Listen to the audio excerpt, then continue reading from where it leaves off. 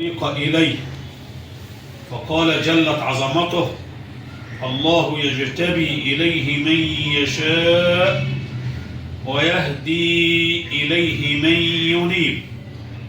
وقال سبحانه وتعالى: الله يختص برحمته من يشاء. وقال: والذين جاهدوا فينا لنهدينهم سبلنا وإن الله لمع المحسنين. فاعلم يا أخانا في الله، هدانا الله وإياك إلى محبته، أن أعظم ما في الحياة هو التقرب إلى الله سبحانه وتعالى، والفوز بمحبته ورضاه، والاقتداء بسيد البشر صلى الله عليه وعلى آله وصحبه وسلم، واتباعه والسير على خطاه. قال الله سبحانه وتعالى: قل إن كنتم تحبون الله فاتبعوني يحببكم الله ويغفر لكم ذنوبكم.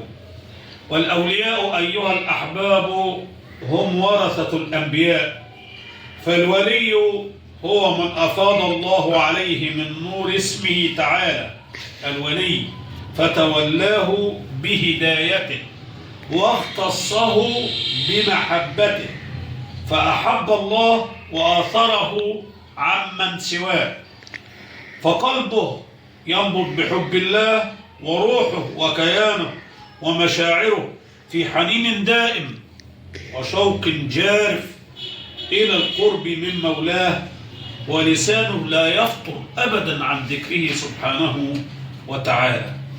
وإن الطريق إلى الله هدفه بناء الشخصية المسلم الذي يجاهد نفسه بالتقوى والزهد والورع والذكر حتى تسمو روحه، ويرتقي في مدارك الصالحين الذين نسلم عليهم في كل صلاة بقولنا: السلام علينا وعلى عباد الله الصالحين. ويكفي للوصول إلى ذلك مجرد الاطلاع على كتب التصوف وسير الصالحين، بل لا بد من المجاهدة في الطاعة والمحبة والتذوق. قال أحد العارفين: من ذاق عرف. والهدف من إعداد هذه الرسالة التي نتكلم فيها ونتناول فيها هي الاقتداء بسيدنا ومولانا رسول الله صلى الله عليه وسلم. قال تعالى: يا أيها الذين آمنوا اتقوا الله وكونوا مع الصادقين. وقال تعالى: ألا إن أولياء الله لا خوف عليهم ولا هم يحزنون الذين آمنوا وكانوا يتقون. البشرى بتاعتكم إيه؟ لهم البشرى في الحياة الدنيا وفي الآخرة، لا تبديل لكلمات الله، ذلك هو الفوز العظيم. للولاية أيها الأحباب معان كثيرة، منها المحبة والنصرة والسلطان وتدبير الأمور. وقد وردت في القرآن والسنة النبوية الشريفة في فروع شرعية متعددة، واستعملت صفة لله عز وجل بالإطلاق أو بالإضافة إلى بعض عباده، كما وصف بها العباد بالإضافة إلى الله جل وعلا أو بإضافة بعضهم إلى بعض. فمن الآيات التي ذكرت الولاية قوله سبحانه وتعالى: فالله هو الولي وهو يحيي الموتى وهو على كل شيء قدير، سورة الشورى. وقوله جل شأنه: وكفى بالله وليا وكفى بالله نصيرا. وقوله جل وعلا: وهو الذي ينزل الغيث من بعد ما قنطوا وينشر رحمته وهو الولي الحميد. ومن الآيات التي وصف الله تعالى نفسه فيها بالولاية إضافة إلى بعض عباده قوله تعالى: الله ولي الذين آمنوا. ولي يعني من ولي، الله ولي الذين آمنوا. أما ربنا يتولى المؤمن بيعمل في إيه؟ يخرجهم من الظلمات إلى النور. طيب يخرجهم من الظلمات إلى النور ليه في القرآن ربنا سبحانه وتعالى جاب لفظ الظلمات جمع وجاب لفظ النور مفرد؟ لأن الظلمات كتيرة جدا. ربنا سبحانه وتعالى بيخرجنا من الظلمات، ظلمة الشرك وظلمة الكفر وظلمة الطغيان وغيره من الظلمات. أما النور فهو واحد، لا إله إلا الله سيدنا ونبينا محمد رسول الله صلى الله عليه وسلم. يبقى في سورة البقرة الله ولي الذين آمنوا يخرجهم من الظلمات إلى النور، والذين كفروا أولياؤهم الطاغوت يخرجونهم من النور إلى الظلمات، أولئك أصحاب النار هم فيها إيه؟ خالدون. وقوله جل شأنه على لسان المصطفى صلى الله عليه وسلم إن ولي الله الذي نزل الكتاب وهو يتولى الصالحين. ومن الآيات التي نال فيها العباد وصف الولاية إضافة إلى الله تعالى قوله سبحانه ألا إن أولياء الله، إضافة مين؟ إلى الله سبحانه وتعالى. ألا إن أولياء الله لا خوف عليهم ولا هم إيه؟ يحزنون. ليه؟ قال لأنهم الذين آمنوا وكانوا يتقون، وصفهم رب العباد بالمؤمنين وبالمتقين. وقوله جل شأنه وما لهم ألا يعذبهم الله وهم يصدون عن المسجد الحرام وما كانوا أولياءه إن أولياؤه إلا المتقون. ومن الآيات التي وصف الله فيها العباد بولاية بعضهم بعضا، الآية اللي قلناها دي وصف الولاية إضافة إلى الله سبحانه وتعالى. طب لما هم يوصفوا بعضهم بعض بقى القرآن قال إيه؟ قال والمؤمنون والمؤمنات بعضهم أولياء بعض يأمرون بالمعروف وينهون عن المنكر ويقيمون الصلاة ويؤتون الزكاة ويطيعون الله ورسوله. يبقى المؤمن والمؤمنة والمؤمنون والمؤمنات بعضهم أولياء بعض، بيعلموا بعض إيه؟ يأمرون بالمعروف، بيعلموا بعض إيه تاني؟ ينهون عن المنكر، وبعدين يقيمون الصلاة، وبعدين ويؤتون الزكاة ويطيعون الله ورسوله. وقال جل وعلا إن الذين آمنوا وهاجروا وجاهدوا بأموالهم وأنفسهم في سبيل الله والذين آووا ونصروا أولئك بعضهم أولياء بعض. وقال جل وعلا يا أيها الذين آمنوا لا تتخذوا اليهود والنصارى أولياء بعضهم أولياء بعض. ومن ذلك نرى أن الولاية متصلة من لدن الله لعباده ومن العباد لله، كما أنها متبادلة بين العباد بعضهم بعضا، فبعضهم يوالي أهل الحق وبعضهم يحيد فيوالي أهل الباطل. ويلاحظ أن بعض الآيات تعم ولاية الله في كل مؤمن مثل قوله تعالى الله ولي الذين آمنوا. الله يجتبي إليه من يشاء ويهدي إليه من ينيب. وقوله جل شأنه وهو يتولى الصالحين. فتأمل هذه الآية الكريمة التي صنف فيها رب العباد سبحانه وتعالى الطائعين من أصنافه، فقد تكون مجملة لكنها تشير إلى تفاوت كبير. قال تعالى ثم أورثنا الكتاب، دي في سورة فاطر، ثم أورثنا الكتاب الذين اصطفينا من عبادنا.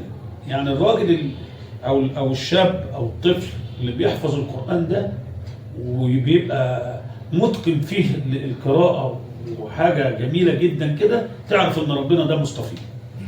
يعني مش كده، مش جاية كده، لا. ثم أورثنا الكتاب اللي هو القرآن الذين اصطفينا من عبادنا. يبقى ربنا اصطفى، حفظ القرآن، جود القرآن، قرأ بأحكام القرآن، تلاوة القرآن، وبعدين راح القرآن نفسه في هذه الآية راح بديهم 3 أصناف الذين اصطفينا من عبادنا. منهم بقى الأصناف دول، منهم ظالم لنفسه، تلاقي أهل القرآن وهو ومالوش علاقة بالقرآن خالص، وهو حافظ ومتمكن وحاجة بسم الله ما شاء الله، وأفعاله ما لهاش علاقة بالقرآن اللي حفظه. سبحان الله. شوف بقى يقول لك إيه؟ ثم أورثنا الكتاب الذين اصطفينا من عبادنا فمنهم ظالم لنفسه. طيب وبعدين؟ ومنهم مقتصد على قد حاله كده، يعني كويس، ماشي كويس، مرة شوية كده، مش مرة كده، مرة كده، مرة كده، مرة مقتصد.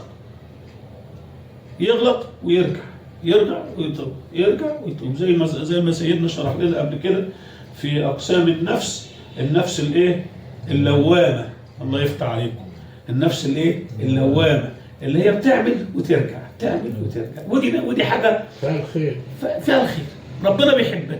هو عايز يقول لنا برضه في الآية إن المقتصد من أهل القرآن لربنا سبحانه وتعالى اصطفاهم برضه بيعمل كده ويعمل خير ويعمل خير، ولا مقتصد. ومنهم سابق بالخيرات بإذن الله، ذلك هو الفضل الكبير. يا سبحانك يا رب على عطائك مع عبادك. ذلك هو الفضل الكبير. الآية بعدها على طول يقول لك جنات عدن يدخلونها. الله، ده الهاء في يدخلونها ضمير. طب الضمير ده عايد على مين؟ على ال3. جنات عدن يدخلونها، ال3 هيدخلوها. الظالم لنفسه، المقتصد، السابق بالخيرات، سبحانك يا رب.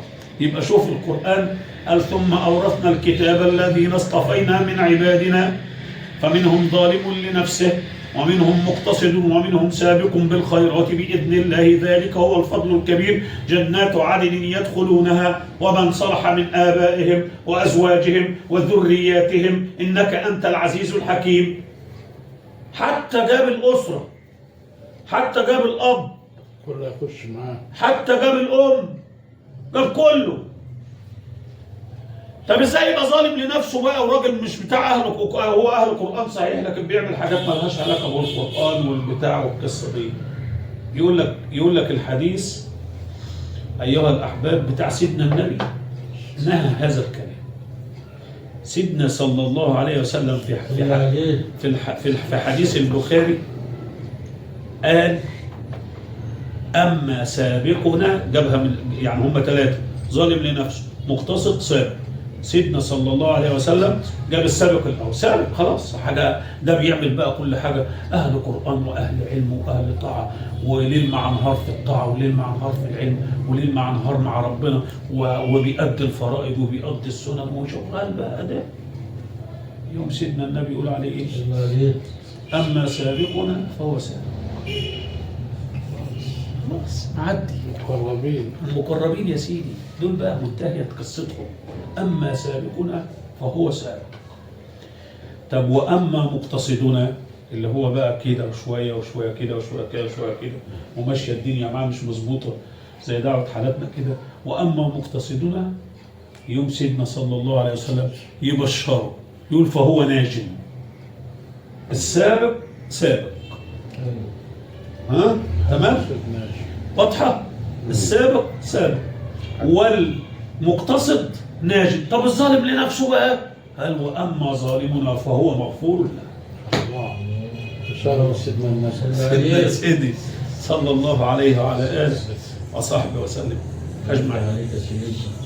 طيب، وكما فتح القرآن باب التفاوت أهو، فالتفاضل حتى في أهل القرآن وأهل التخصص وأهل العلم والدرجات بين هؤلاء، جعل معيار الرفعة وعلو القدر في الحقيقة هو طاعة الله وطاعة رسول الله صلى الله عليه وسلم. في الحقيقة وضع كده قال ومن يطع الله والرسول. يعني سبحانك يا رب الآيتين جايين ورا بعض، والآيتين دول كفيلين إن احنا نكتفي بيهم الليلات دول لو احنا ما لناش غيرهم. ليه؟ لأن بيقول لك ومن يطع الله والرسول فأولئك مع الذين أنعم الله عليهم. إيه ده؟ إيه النعم دي؟ ده اللي بيطيع ربنا ويطيع الرسول وهو من أهل القرآن حتى ولو كان ظالما لنفسه. يوم يقول لك فأولئك مع الذين أنعم الله عليهم. هيروح فين؟ ده نبيين، ده يوم القيامة، يوم القيامة مش النهارده. نبيين، صديقين، شهداء، صالحين، بس قال له وحسن أولئك رفيقا. طيب أما يبقى طائع لله وطائع لرسول الله صلى الله عليه وسلم، ويوم ربنا سبحانه وتعالى ينعم عليه بالصحبة يوم القيامة بالنبيين، ماشي، وبعدين بالصديقين، والصديقين دي صيغة مبالغة في الايه؟ في الصدق، ودي اللي وصف بها سيدنا أبو بكر رضي الله عنه وارضاه. أبو بكر الصديق، صديق من شدة صدقه. طيب وبعدين والشهداء، يعني صفة الصديقين أعلى من صفة الشهداء عند الله سبحانه وتعالى يوم القيامة. يبقى نبيين، صديقين، شهداء اللي هم جاهدوا وعملوا كل حاجة ولهم أجر كبير عند ربنا سبحانه وتعالى، اللي هو استعينوا بالصبر والصلاة إن الله مع الصابرين ولا تقولوا لمن يقتل في سبيل الله أموات بل أحياء ولكن لا تشعرون. ده حي عند ربنا يوم القيامة. ها؟ قال ولنبلونكم بشيء من الخوف والجوع ونقص من الأموال والأنفس والثمرات. يقول لك وبشر الصابرين. من هم دول؟ الذين إذا أصابتهم مصيبة قالوا إنا لله وإنا إليه راجعون. ده ياخدوا مكافأة كبيرة جدا. إيه هي المكافأة دي؟ أولئك عليهم صلوات من ربهم ورحمة. أهو يا سيدي ربنا بيصلي عليهم مرخلين محمد وبينعم عليهم. طب ربنا يصلي عليهم إزاي؟ هيقول الله لا لا لا لا، ده صلاة الله معناها الرحمات تتنزل عليهم. يبقى عندهم البلاء شديد وانت شايفه شديد وضخم، وهم عندهم صبر ليس له حد، وقاعدين كده ولا جزع ولا اي حاجه بسم الله ما شاء الله. دول بقى تشوفهم بقى مع اسيادنا ومشايخنا واولياء الله الصالحين بقى تساوت الدنيا عندهم مدارها وذهبها، في موت وفي حزن زي بعضه، في سرور وفي فرح زي بعض، كلها زي بعضها مش فارقه معاهم خالص. ليه قال لك ربنا اولئك عليهم ايه؟ صلوات من ربهم، وبعدين صلوات بس ورحمه بس كده، واولئك هم الايه؟ المهتدون. يبقى لما بتتكلم الشهداء والصالحين وبعدين وحسن اولئك رفيقا. انا قلت لكم قبل كده ان الايه الكريمه دي نزلت في مولى رسول الله صلى الله عليه وسلم، الراجل اللي كان بيخدم سيدنا النبي، بيخدم مش كده سيدنا ثوبان كان بيخدم، يجيب له الميه يوضيه، يجيب له اكل، يجيب له شرب. ففي يوم من الايام دخل عليه سيدنا صلى الله عليه وسلم لا بيعيط. ايه يا ثوبان ما يبكيك؟ ايه اللي بيبكيك يا حبيبي؟ حد ضربك؟ حد اذاك؟ حد عمل فيك حاجه؟ لا. امال بتبكي ليه؟ قال له ابكي حبك، انا ما احبش حد في الدنيا الا انت صلى الله عليه وسلم، وانا ان مت فانت في الجنه وانا في النار، انت هتبقى في حته وانا في حته. قال له يا ثوبان ابشر سنكون سويا في الجنه. ثوبان رضي الله عنه قال له بس ان دخلنا الجنه يا رسول الله انت في درجه وانا ايه في درجه، مش هشوفك. فسكت سيدنا صلى الله عليه وسلم، فجاله امين الوحي جبريل وقال له اسمع بقى يا سيدي اهو، ومن يطع الله والرسول فاولئك مع الذين انعم الله عليهم من النبيين والصديقين والشهداء والصالحين، ومش بس وحسن اولئك رفيقا. هيكون رفيق سيدنا النبي صلى الله عليه وسلم. ونكتفي بهذا القدر، وان شاء الله نكمل طيب، تعليق الأسبوع بسيط. القادم. وصلى الله على سيدنا محمد وعلى اله وصحبه الله وسلم. يزيدك.